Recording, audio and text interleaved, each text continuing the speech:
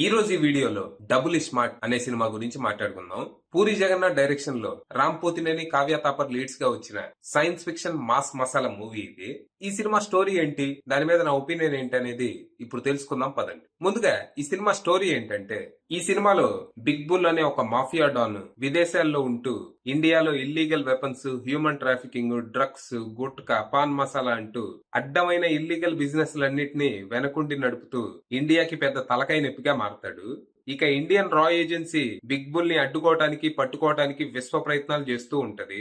ఇకపోతే రీసెంట్ గా big bull కి కొన్ని హెల్త్ ఇష్యూస్ వస్తాయి. దాంతో అసలు ఏమైందా అని డాక్టర్ ని కలిస్తే, నీకు బ్రెయిన్ లో ట్యూమర్ ఉంది, నువ్వు 3 నెలలకు మించి బతకవు అని చెప్తారు.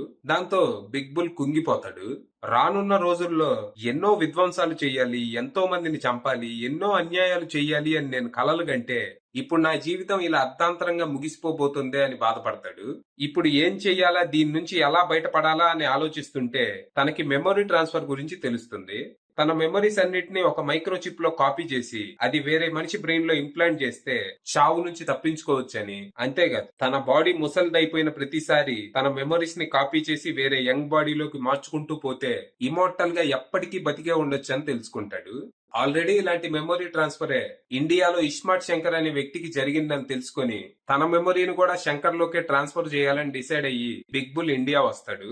కానీ ఇక్కడ బిగ్ బుల్ కి తెలియని విషయం ఏంటంటే, మన శంకర్ ఆల్రెడీ ఎప్పటి నుంచో బిగ్ బుల్ కోసం వెతుకుతున్నాడని.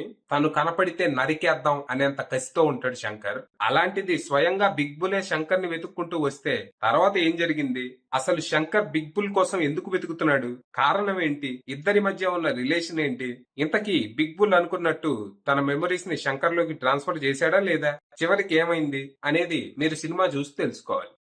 ముందుగా నాకు ఇస్మార్ట్ శంకర్ పెద్దగా నచ్చలేదు. సినిమా మధ్యలోనే లేచి వెళ్ళిపోయాడు. సో నాకు డబుల్ ఇస్మార్ట్ మీద ఎలాంటి అంచనాలు లేవు. దీనికి తోడు పూరి జగన్నాథ్ గారి గత చిత్రం లైగర్ ఎంత పెద్ద రాడ్డో అందరికీ తెలిసిన విషయమే. సో బేసిక్ గా నేను ఎలాంటి అంచనాలు లేకుండా జస్ట్ సినిమా నన్ను ఫస్ట్ నుంచి లాస్ట్ వరకు కూర్చోబెడితే చాలు, టైం పాస్ అయితే చాలు అనుకుంటూ థియేటర్ కు వెళ్ళాను. ఫైనల్ గా నా నెగిటివ్ ఎక్స్పెక్టేషన్స్ ని సినిమా పాజిటివ్ గా అయితే మార్చలేదు, గానీ 2 గంటలు టైం పాస్ అయితే అయింది.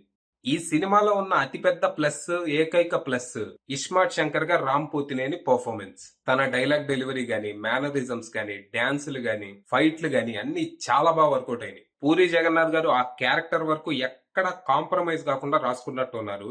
ఇస్మార్ట్ శంకర్ క్యారెక్టర్ మాత్రం అదిరిపోయింది. కానీ ఆయన ఇదే ఎఫర్ట్ స్టోరీ, స్క్రీన్ ప్లే మీద కూడా పెట్టుంటే బాగుండేది. సినిమా అంతా ప్లాట్ హోల్స్, ఇల్లాజికల్ సీన్స్ తో నిండిపోయింది.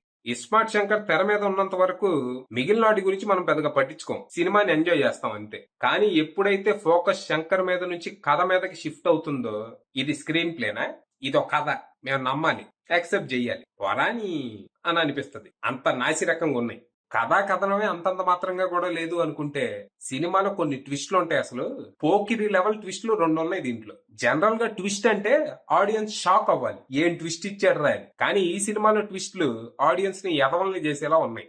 అసలు ఏమని రాసుకున్నారో, ఎందుకు రాసుకున్నారో తెలియదు. ఆ ట్విస్ట్లు ఉన్నా లేకపోయినా సినిమాలో పెద్ద తేడా ఏమి ఉండదు. ఇక నెక్స్ట్, సినిమాలో ఆలీకి సపరేట్ కామెడీ ట్రాక్ ఉంటది. అది ఎలా ఉందంటే అనేలా ఉంది.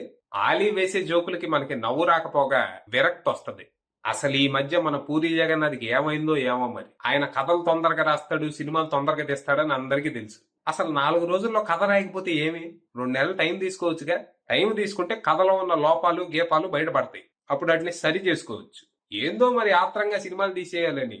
ఓవరాల్ గా సినిమాలో ఉన్న పాజిటివ్స్ విషయానికి వస్తే, డబుల్ ఇస్మార్ట్ గా రామ్ పోతినేని మెమరబుల్ పర్ఫార్మెన్స్, మణిశర్మ గారి బీజిఎం, 1-2 పాటలు, కొన్ని dialogues, cinematography, production values.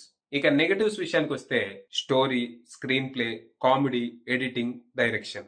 Final గా చెప్పేది ఏంటంటే, మాకు కథా కథనంతో సంబంధం లేదు, లాజిక్ అవసరం లేదు, కాసేపు ఇస్మార్ట్ శంకర్ మ్యాజిక్ ని ఎంజాయ్ చేస్తాం అని అనుకుంటే ఈ సినిమా ట్రై చేయొచ్చు. So watch it at your own risk.